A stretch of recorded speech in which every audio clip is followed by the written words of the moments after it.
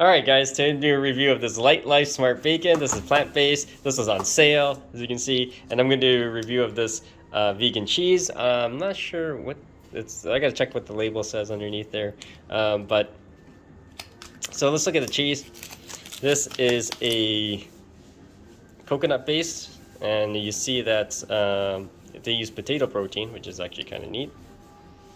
And then this here is a vegan bacon, but it does have carrageenan in there, so be aware of that, guys. And there's the nutrient panel. All right, we'll open it up. All right, so there's the vegan bacon.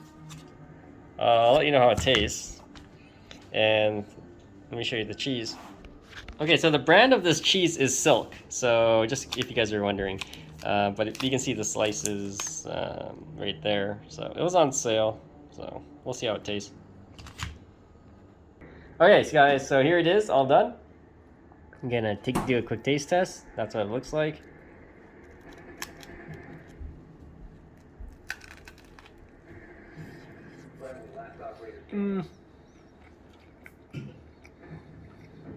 Well, so the cheese is actually quite good. It melts, as you can see.